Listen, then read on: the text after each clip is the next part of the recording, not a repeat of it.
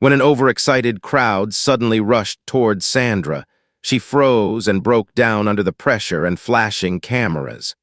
Seeing her panic, Keanu immediately pushed through the chaos, put his arm around her, and guided her to safety.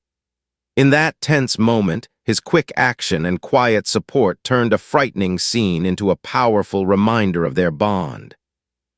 Sandra thought it was just another red carpet, another blur of flashbulbs and practiced smiles.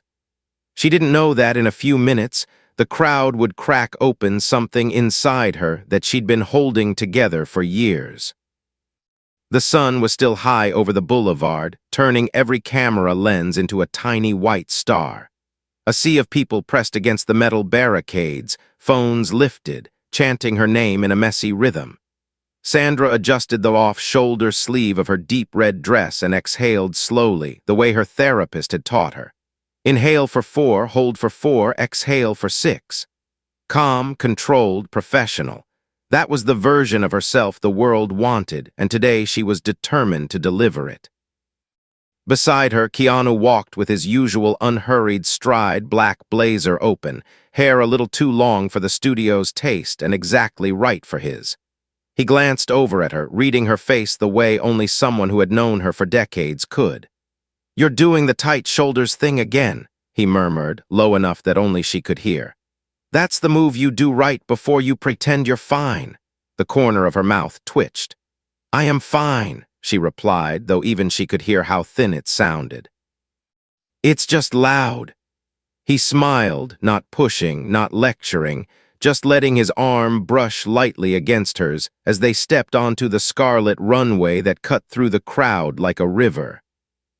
Photographers shouted from every direction, voices overlapping, each one trying to pull a different version of them out into the open. "Sandra, look here. Keanu, turn this way. Give us a smile together." They moved in practiced choreography, turning, pausing, laughing at some invisible joke for the cameras. From a distance, it probably looked glamorous, effortless. Up close, it felt like standing in front of a storm of glass and light. For a few moments, Sandra let herself lean into the performance. She tossed a playful look over her shoulder at Keanu when a reporter yelled, "We want to see that famous chemistry." He responded with an exaggerated bow, and she laughed for real, the sound surprising even her. This was the fun part, she reminded herself, the part where she and her dear friend got to share something they'd built with the world. But underneath the laughter, something small and restless paced inside her chest. It had started on the flight over, when she'd scrolled past headlines dissecting her life like a puzzle for strangers to solve. It grew when she saw a blown-up tabloid cover on a newsstand outside the hotel, her face frozen mid-blink under a headline calling her fragile, after a personal loss she hadn't even finished grieving. She hadn't said anything to Keanu then, just tucked the pain into the same place she kept everything she didn't have time to feel. Tonight was about celebration. There was no room for cracks. They made their way down the line of reporters, answering questions about the film, about stunts, about working together again. Keanu told a story about how she'd insisted on doing one of her own action scenes and ended up with a bruised elbow but still finished the day without complaint. She rolled her eyes, but the compliment warmed her because he wasn't praising her for being pretty or charming. He was praising her for being tough, for showing up. That mattered. "You forgot the part where you almost fell off the platform," she added, and he gave a sheepish shrug that made the crew around them laugh. For a moment, it felt like being on set again, where mistakes turned into inside jokes instead of headlines. Then the noise from the barricades shifted, not louder exactly, but sharper, like the sound of a wave right before it hits. A chant started somewhere in the middle of the crowd and rippled outward, people pushing forward to see better, to get closer. Security guards lifted their heads at the same time, their easy postures tightening. Sandra noticed a phone fall from someone's hand and disappear under dozens of shoes. A metal barrier creaked. Her training told her to keep smiling, keep waving, but the air had changed. It felt thinner, charged with something unpredictable. She caught the face of a teenage girl pressed against the front of the barricade, cheeks flushed, eyes wide. For a second, Sandra saw herself in that girl, the same awe, the same desperate need to be seen by someone she admired. Sandra lifted her hand and gave the girl a small, sincere wave. The girl's expression exploded into pure joy, and Sandra felt a quiet, stabilizing warmth. "This is why I do it," she reminded herself, "not for the cameras. For the people who carry these stories into their own lives." But then, somewhere to the left, a scream cut through the noise, not the fun kind, but the sharp edge of panic. Someone shoved. The metal barrier scraped forward a few inches, dragging on the pavement. The crowd surged as if pulled by a single invisible rope. Shoulders collided, phones went up like a forest of black glass, and suddenly there was no space, no air, just a mass of bodies straining toward her. Sandra's throat tightened. The flashes turned into white explosions, erasing the edges of everything. She heard security shouting, heard her own name swallowed and twisted by 100 mouths, and for the first time in a long time, she felt entirely small. Her practiced smile vanished. Her heels slipped backward half a step on the carpet. For a heartbeat, she couldn't tell if the pounding in her ears was the crowd or her own pulse. Her mind tried to sort the scene into something manageable, fans, excitement, just a little too much energy, but another crack sounded in the metal fence and terror slid in before she could close the door. Her vision narrowed. It didn't feel like a premiere anymore. It felt like being trapped under a collapsing wave with no idea which way was up. As the crowd lurched forward again and the barrier began to tilt, Sandra's breath hitched and stuck, and the world around her dissolved into a blur of hands reaching, cameras flashing, voices shouting her name. Not with love, not with kindness, just with hunger. She didn't realize she was whispering, "I can't," until her own voice cracked in her ears. And in that split second, when everything seemed ready to spill out of control, Keanu turned his head sharply toward her, eyes locking on the fear she could no longer hide. Keanu moved before his mind could even name what he was seeing. One second he was posing, the next he was in front of Sandra, arm coming around her shoulders, his body turning sideways to shield her from the wave of people pressing against the barrier. His voice cut through the chaos, low and firm. "Hey, look at me, breathe." She tried, but the air felt thick, as if the whole street had been filled with warm water. The scream of metal on pavement shrieked again, and her knees almost buckled. Somewhere in the blur, a security guard shouted into his radio, and the nearest section of the crowd tipped forward like a single giant body. A fan lost her balance and tumbled against the railing. Sandra flinched, instinctively reaching toward the girl, but the surge behind them shoved the whole line forward another inch. Keanu's grip tightened, guiding Sandra a step back, putting himself between her and the reaching hands. "We're moving," he said to security, no hesitation, no politeness left in his tone. "Now." Two guards closed ranks in front of them while another tried to steady the barrier where it bowed dangerously outward. People kept shouting Sandra's name, but it no longer sounded like admiration. It sounded like a demand. They began to push their way toward the side entrance, a tight channel of black-suited bodies around the two of them. Cameras still flashed, recording each second of her unraveling. Sandra's vision tunneled to a tight frame, carpet, shoes, flashes, the edge of Keanu's jacket. Her heart hammered so violently she could feel it in her teeth. A hand from the crowd caught her wrist for a fraction of a second. She didn't know if it was reaching for a selfie or for help, and then security peeled it away. Guilt stabbed through the panic. "They're getting crushed," she thought wildly. "I'm the reason they're pushing this hard." Halfway to the door, the metal barrier gave a final angry groan and lurched forward. The crowd yelped, bodies stumbling. A young man near the front tripped and went down, swallowed by legs. Keanu saw it in his peripheral vision and instinct took over. "Hold her!" he barked at the nearest guard, transferring his arm from around Sandra to the man in black before anyone could protest. Without waiting, he stepped back into the chaos, reached over the teetering barrier, and grabbed the fallen fan by the arm. The guy looked up, stunned, as Keanu hauled him upright and braced the barrier with his shoulder for just long enough that others could regain their footing. "Easy, easy, back up," he urged, calm but urgent. "Nobody's worth getting hurt over a photo, okay?" It wasn't angry, just honest, and for a heartbeat the crowd actually listened. By the time he turned back, Sandra was clinging to the security guard's sleeve like a lifeline, eyes glassy, mascara starting to blur at the corners. He rejoined her, gently taking her hand.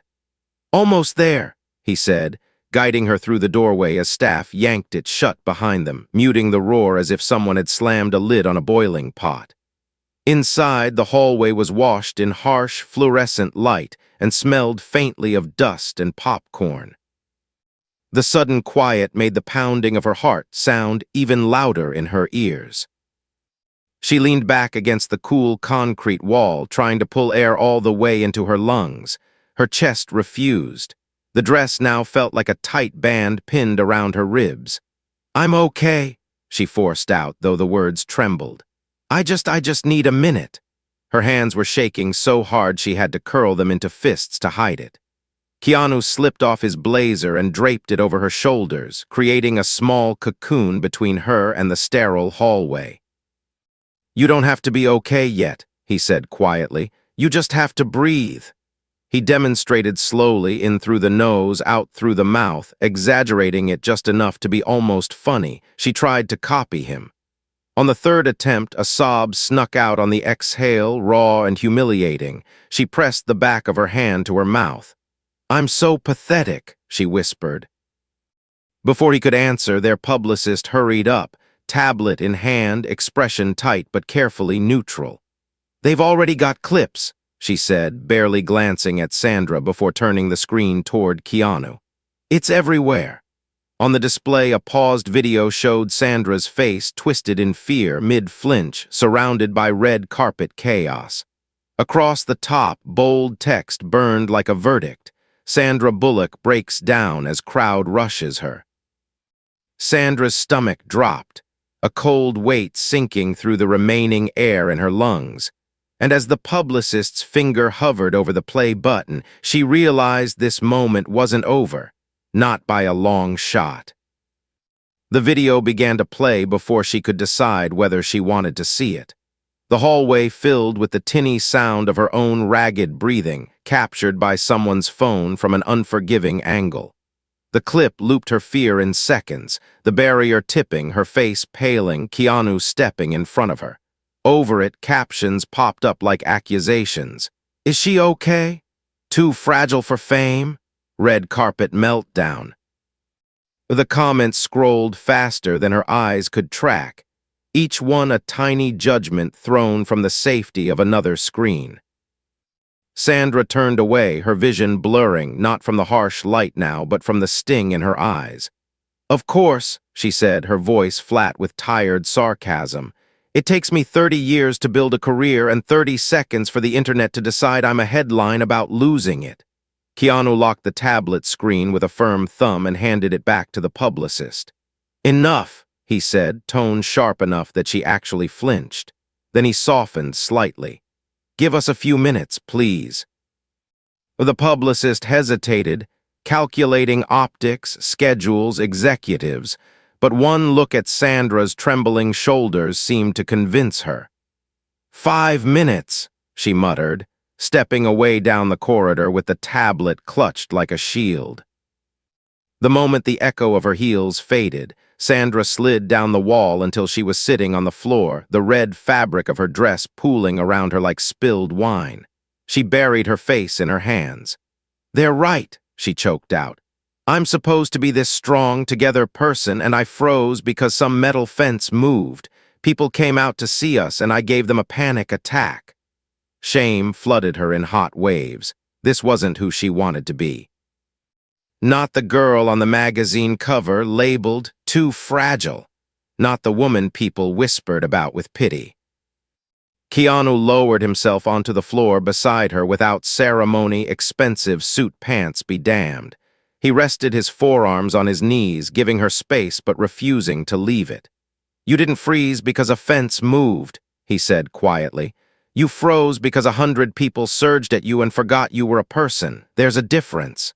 She let out a sharp laugh that wasn't really a laugh. "You're being kind," she muttered. "I'm being accurate," he replied. He stared ahead at the scuffed wall opposite them, voice steady. "You know, the first time I did a big premiere in my 20s, I couldn't breathe either.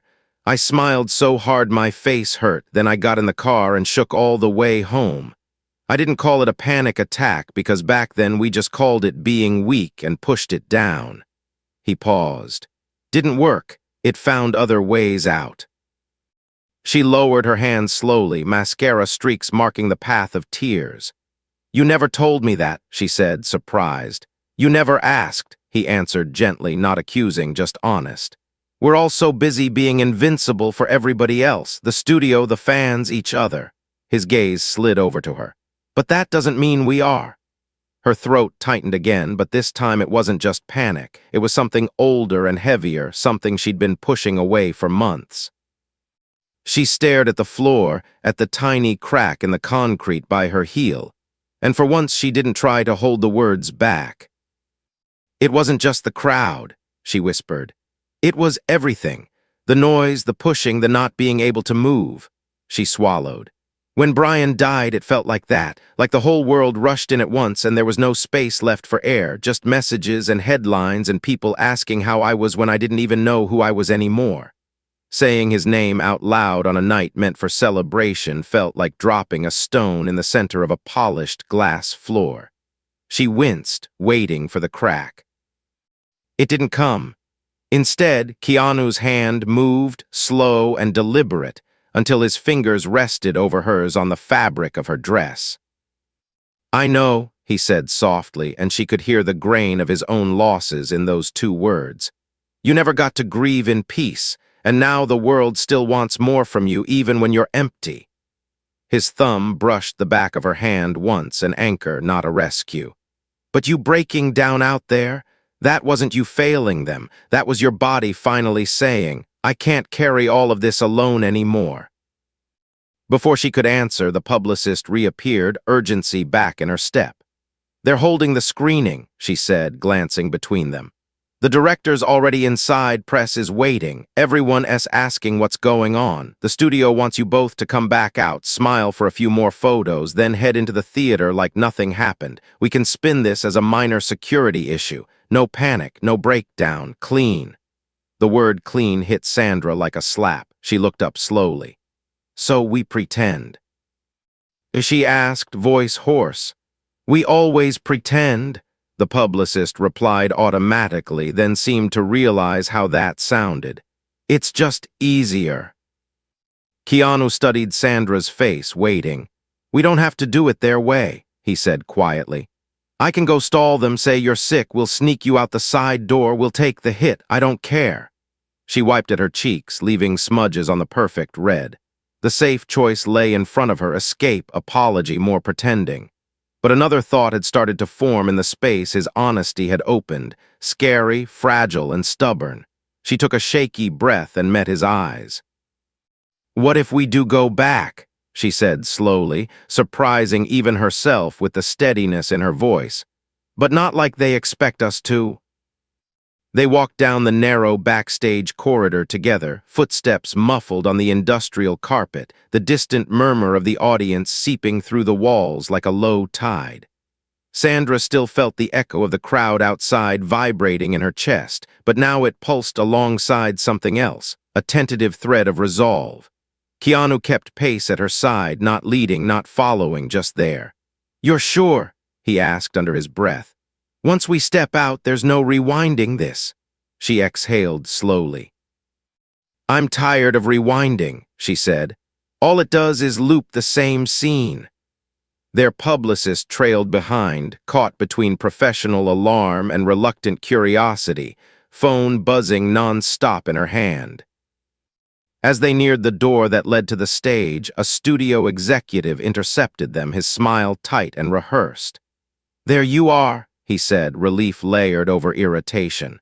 "We were worried. Look, no need to make this a thing. We'll say there was a minor crowd control issue. You come on stage, crack a joke, roll the trailer, everyone forgets. Keep it light." He glanced at Sandra's face and frowned. "We might want to fix your makeup first." She wiped at a tear track with the heel of her hand, not bothering to check the damage.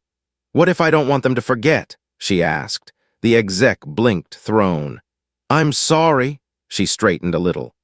"A bunch of people just saw me have a panic attack. They're going to talk about it no matter what you spin. Maybe I'd rather tell them myself than let a shaky cell phone video do it for me." The man opened his mouth, closed it, then looked to Keanu for backup, as if expecting him to talk some sense into her. Instead, Keanu shrugged. "She's right," he said simply. "If we keep pretending we're made of marble, we can't complain when they treat us like statues." The exec ran a hand down his tie, rattled. "This is risky," he muttered. "If this turns into some emotional confession thing, it could overshadow the film."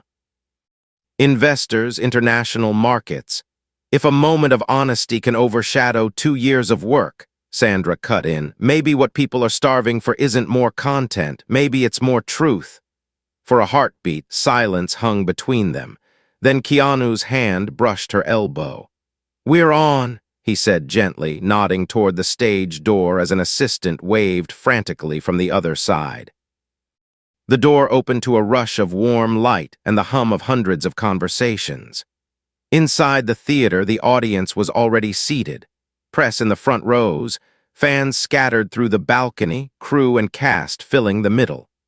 As Sandra and Keanu stepped into the glow of the stage lights, applause rose automatically, polite and enthusiastic. The noise rolled over her like another wave, but this time she gripped the edge of the podium and searched for something steady in the sea of faces. She felt her breath hitch, the opening notes of panic tuning up again. Keanu moved a half-step closer, so their shoulders almost touched, his presence a quiet metronome reminding her of the rhythm they'd practiced in the hallway. In for 4, hold out for 6. The moderator started to launch into a standard introduction, but Sandra lifted a hand, surprising him into silence.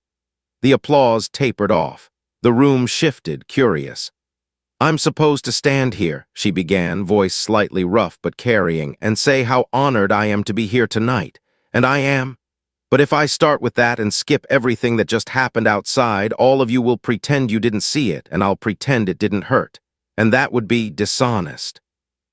A ripple of movement passed through the audience, people adjusting in their seats, phones lowering a fraction.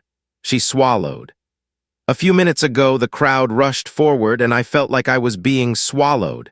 Not by you," she corrected quickly, eyes scanning the front row, "but by the noise, the pressure, the expectation that I always have to handle everything perfectly." She looked down at her own hands, still unsteady on the podium. "The truth is I didn't handle it. I panicked. I felt small and scared and very human in front of a lot of cameras that don't care about human unless it's a headline." Her voice cracked on the last word, but she didn't look away. "And I know some of you came here tonight for escapism, not for a grown woman crying on stage." A nervous laugh fluttered through the crowd, tinged with recognition. "But here's the thing," she continued, taking a shaky breath. "We make these movies about heroes who keep getting back up.